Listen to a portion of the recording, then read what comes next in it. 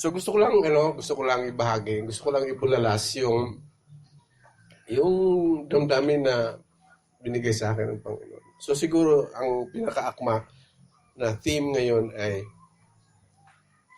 the future of the church rests in the character of God. Meaning, ano man ang mangyayari sa church, Christ is committed to His church.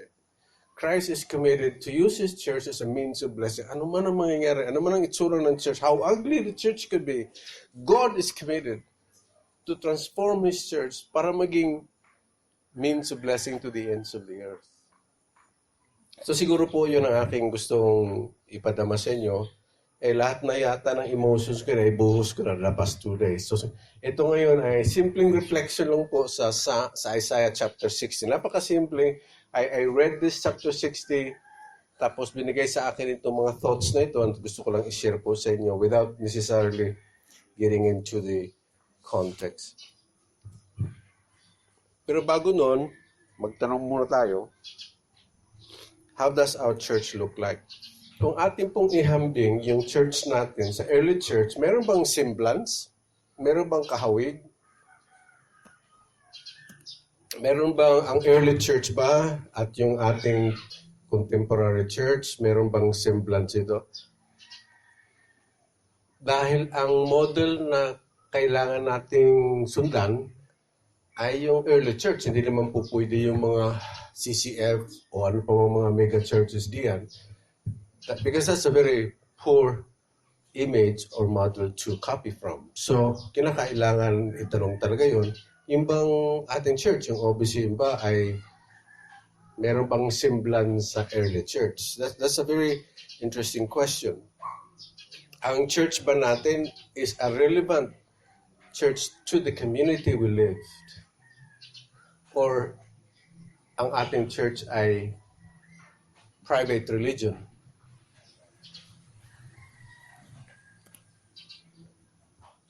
Ang church ba natin mayroong community life, there is a participation of life, there is laying down of one's life, is there washing of feet to one another? Yun ang community life ho eh.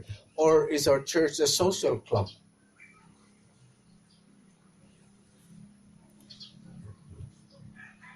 Sa church ba natin mayroong loyalty in the body of Christ?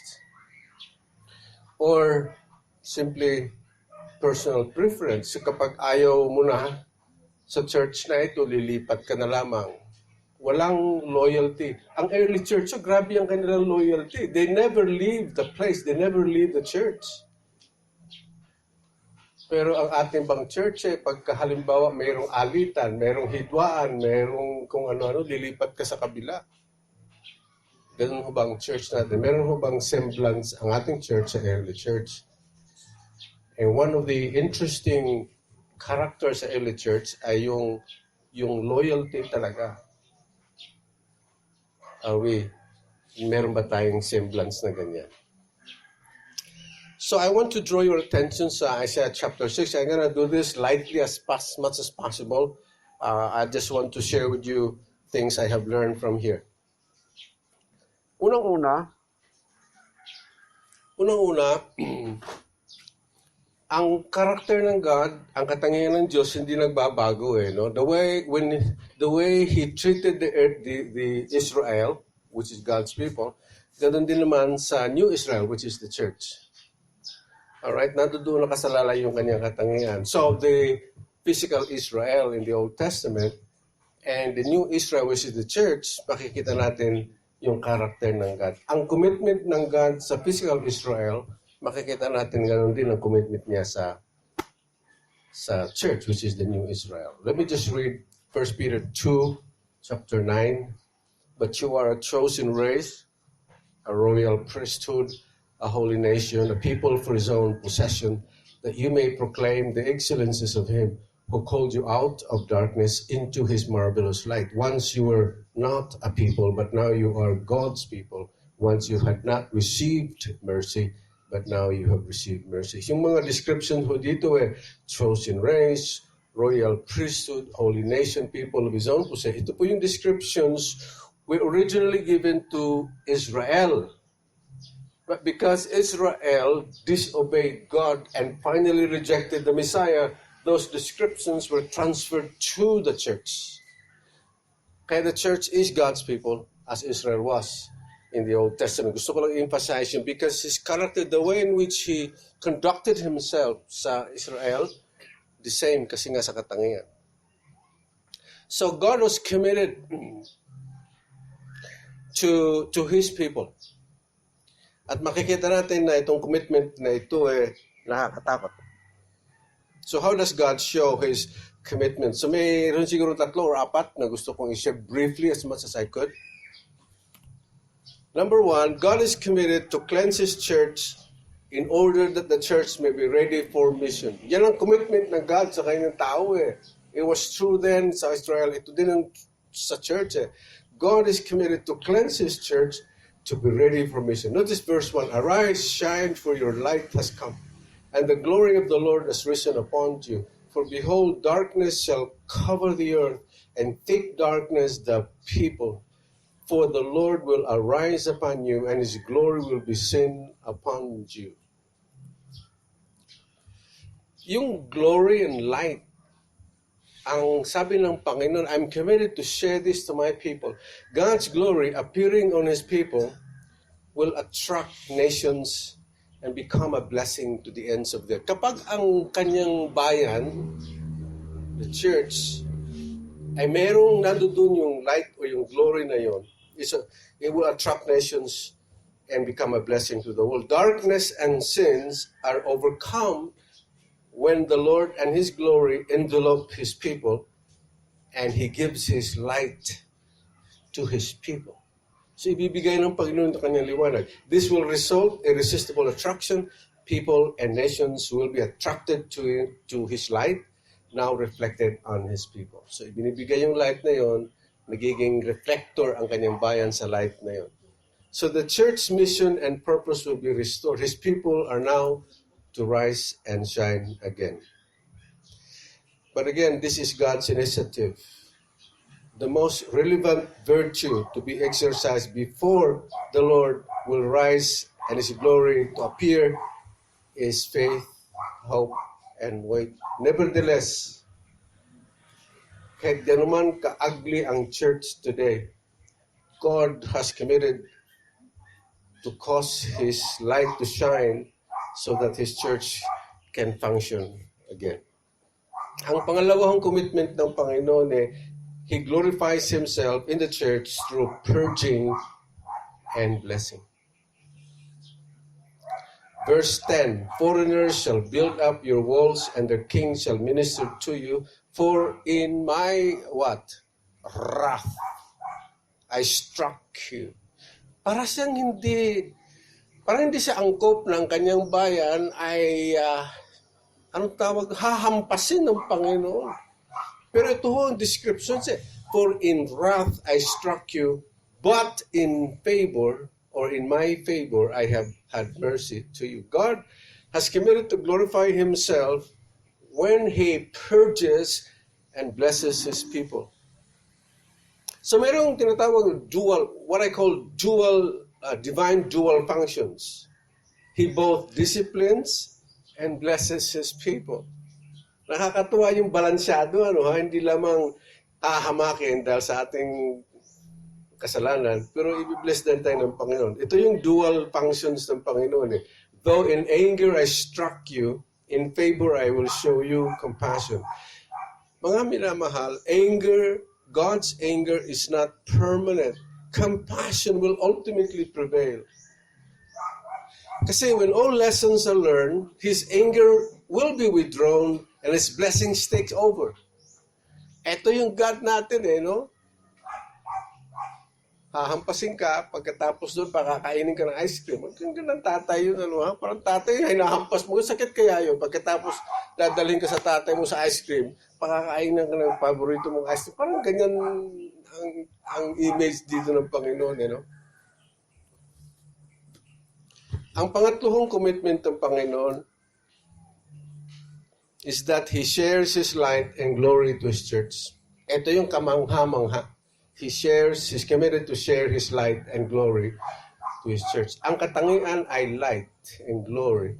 At yan ay committed to share to His church. Verse 19, the sun shall be no more your light by day, nor the brightness shall the moon give you light, but the Lord will be your everlasting light, and your God will be your glory. The Lord will be your everlasting light, and your God will be your glory. Verse 20, your sun shall no more go down, nor your moon withdraw itself, for the Lord will be your everlasting light, and your days of mourning shall be ended. The Lord will be your everlasting light, and your days of sorrow will end. It's interesting that sorrow is linked with His light. The dawning of His light is the end of our mourning. Light speaks of holiness, speaks of righteousness. This gives us hope for this church. One day, and He's now on the process of doing it, He will be both the everlasting light and the glory of the Lord. Light and glory are descriptions of God's character. Light, in contrast to darkness, means righteousness, peace, and joy. Glory speaks of His presence, just as His glory fills the temple, speaks of His irresistible presence in His church. So light and glory speaks about His presence and speaks about His righteousness, peace, and joy. So the Lord Himself is our light and glory. He is committed to share that light to us. He's committed to share that glory with us. So when His light and glory will become ours, then one day our sorrows will end. And once light and glory takes over, the days of sorrow will end, and our function as a church will be restored. And God is committed to do just that.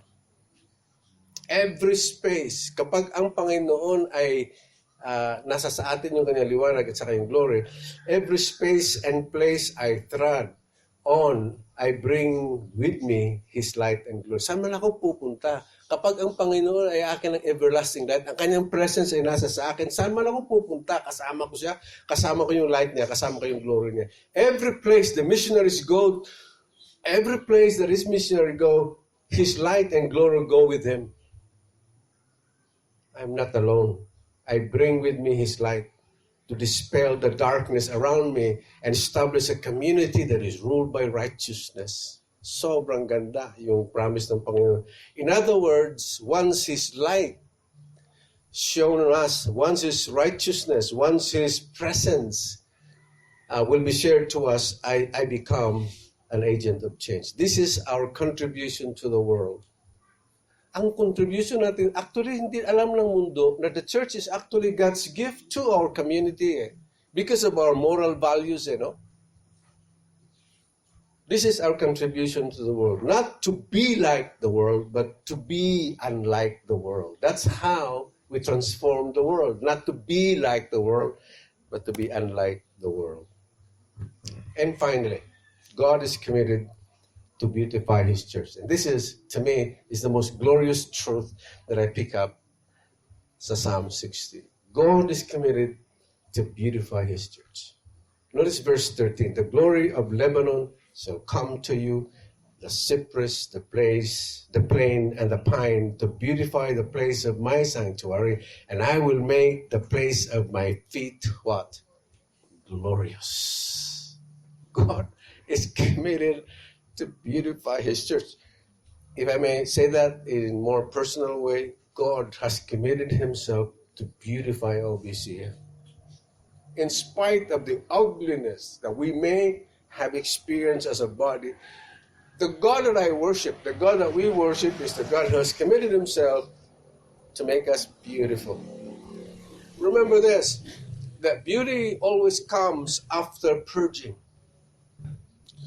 Walang beauty na mangyayari kung wala ho ang purging. Beauty comes out after purging. Purging and purifying His people come first. Bago ho maging maganda, bago ho maging attractive ang church, kinakailangan ho muna ang purging at saka purifying. The church is His dwelling place here on earth, and regardless of the present ugly appearance of the church, God has committed to beautify us through purging and through purifying. He is committed to glorify himself and show his glory in his church. Beauty comes after purging. Attraction comes after beauty. Ang isang babaeng napakaganda ay naturally attractive. Tama ba? Na-attract ba kayo sa pangit na babae? Sa pangit na ano? Hindi ma-attract eh. So Christ has to beautify His church. Kapag na-beautify na yung church, only then people are attracted.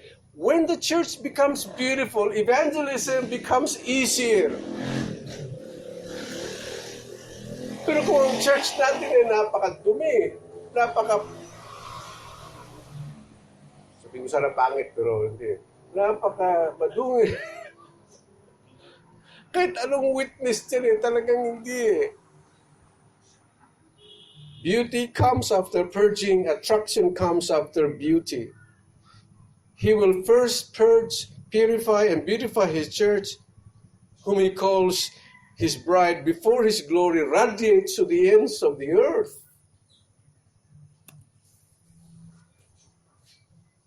I like this. Ang sabi whenever God means to make a man great, whenever God means to make a man great, He always breaks him in pieces first. You try to translate it as a church, ganyan. Bago tayo gagamitin ng Panginoon, babasagin ka muna. Ipupurify muna tayo. Ipipurge muna tayo bago tayo kagamit-gamit ng Panginoon. I like this. Men throw away broken things, but God never uses anything until He first what? Breaks it. Unless you are broken, you are useless. Unless you are broken, there is no way God can orchestrate to make you beautiful. Because you are resistant. You are resisting to His beautification process. But once you are broken,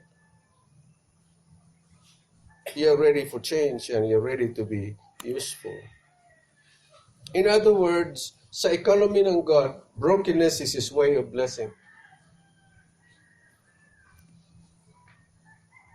Only a healthy and beautiful church can lovingly obey with irresistible force to penetrate the darkness of the unevangelized people on earth. Kinakailangan ganun. Kapag healthy na ho tayo at napaka-attractive natin, beautiful tayo, we can lovingly obey with irresistible force to penetrate the darkness of the unevangelized world. It would require a purification, beautiful, before we can engage into and penetrate into the dark places of the world. On the other hand, the repentant, lukewarm members and leaders will be renewed. Kung broken ka. But the unrepentant ones, He will spew them out. Sabi nga ni Francis Chan, lukewarm people don't really want to be saved from their sins. They want only to be saved from the penalty of sin. Contented na tayo, langit naman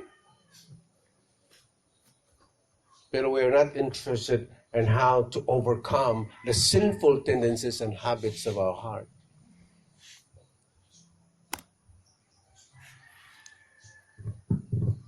So let me just suggest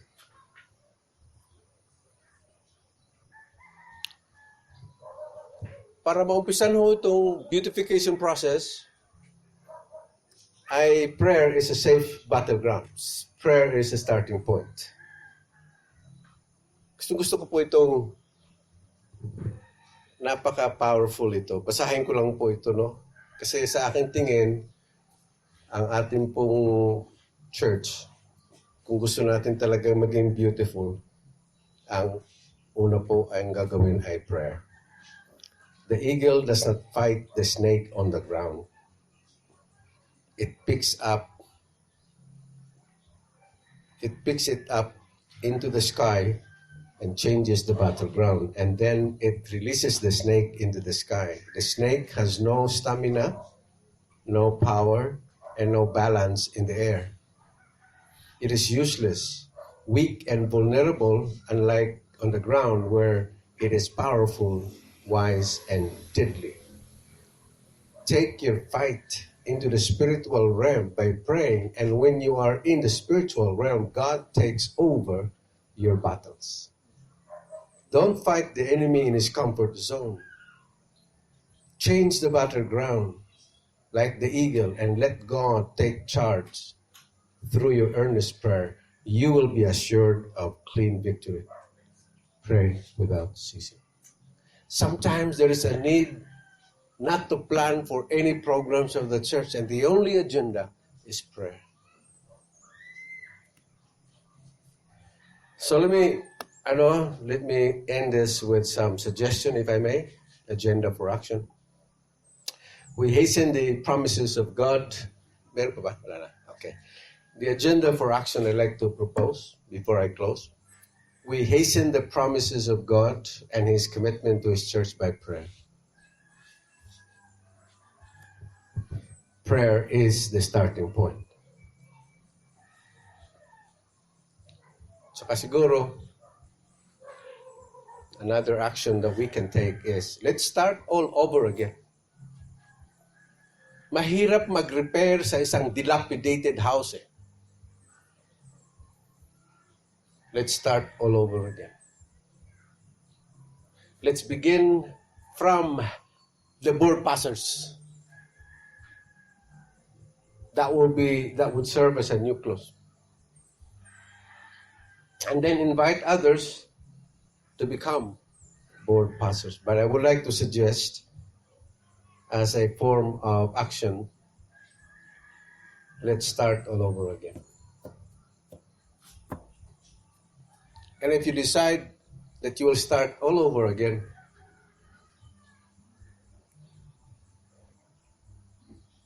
and the board pastors will serve as the nucleus of the church, then Tess and I and Mahanaim would like to join with your journey again, if God so desire. Okay? So, yun ho ang aking short reflection and meditation sa Isaiah chapter 60.